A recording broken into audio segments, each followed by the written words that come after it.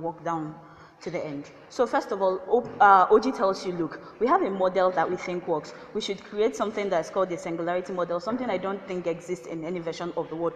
We think that people are able to program, machines and stuff because they have a basic concept of how the world works, and because they have certain utilities they want to derive. So this means that there is no such thing as what these guys simply argue is the same thing here. If you agree that these AIs can do the kind of stuff that human does, it means that the same model these guys say, let's do something that's singular, is still the same thing. The basic thing we have in the entire debate is this idea of superiority clash.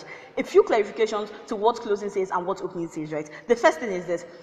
They tell you, see, we think states owe a legitimacy to create better life for their citizens, and we say fine. And to the extent where we've shown you as a bench and from closing how there's like numerous utilities derived in this, we think that's like particularly a good thing, right? So it means that even when someone like Faithfulness comes and tells you, look, even if they are superior, we think that this is going to be particularly bad, we have a few responses to them. First of all, when they admit that these AIs are going to be programmed by humans, it means that there's going to be a control. When he says that for nuclear weapons, you need Donald Trump to press a button, it means that it's going to be under control. Even if they are self-improving, it only means that they transcend the borders of the current AI that we have. But it does not mean that they cannot be controlled. To the extent where they can be controlled, to the extent where they can be legislated upon, we think that that's like a good thing, right? When they tell you that we think, yeah, like the entire closing debate, the entire closing argument is, we think that it's going to be very, very destructive, right? To the extent where we showed you how, look, there's going to be legislature in existence, and how even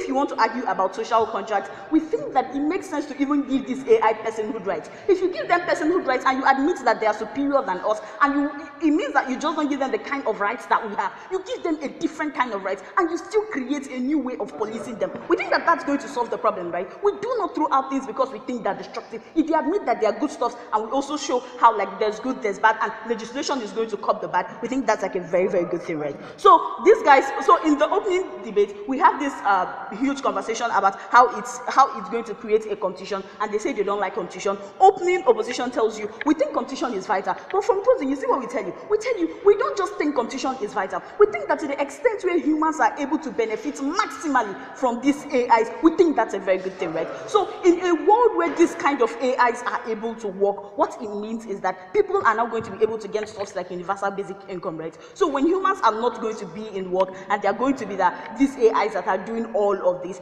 like more revenue is going to be sent back to government, so it's going to be easier for there to be things like social security in countries that do not exist. So the biggest question we really needed to be answered in this debate is this: should researches such as this exist or not? So even if we must have such researches like this exist, to the extent where they are overwhelming utility, does it make sense for us to key into this? The first thing it tells you, I'll go ahead to strengthen our closing matter. The first thing it tells you is how these benefits maximally, right? He tells you how, look, the level of things AI currently in the status quo can do, you can't compare it with what these ones can do. It means that there's going to be more utility. It means that if you're talking about self-driving cars as the first level that is obtainable, it means that when you talk about this version, you're talking about something even higher than what we have. The next thing he also tells you is how, look, researches are very, very intrinsically better.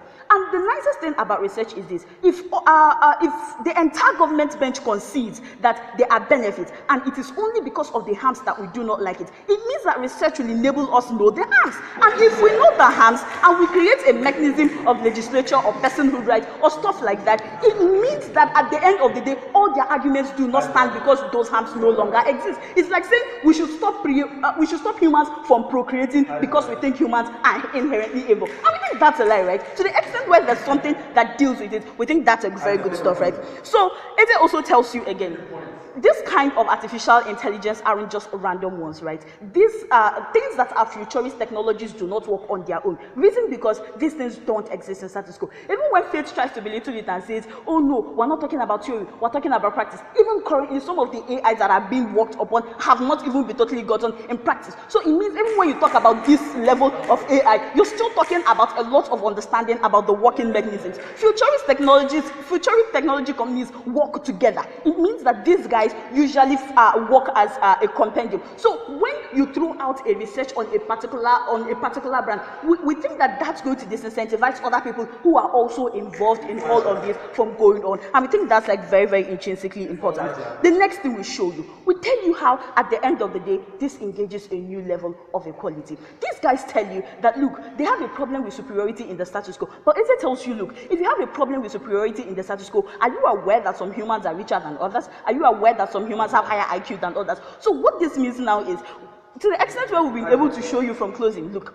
when you have this level of technology and these AIs are able to work, even if humans are put out of work, there's going to be more revenue gotten by government. It's going to make it easier for conversations about things like universal basic income to be gotten. And we think that this is like very, very intrinsically important, right? So it means that even people who in status quo are poor and cannot afford these things will be able to afford it. And we think that that's the equality that closing opposition is able to show you. The next thing is it tells you how regulations are existent. Because regulations are existent, we think that that takes away everything that these guys tell you. So generally, what have we told you from the opposition bench? We first of all showed you if there's a concession about benefits and there's a way to deal with harms, then it makes a lot of sense. We've also showed you how, look, research are intrinsically important and how research will curb every harm that these guys give you. We showed you how their superiority clashes do not exist on any level, and how even if their superiority clashes exist, we think that to the extent where humans are able to benefit maximally from them, and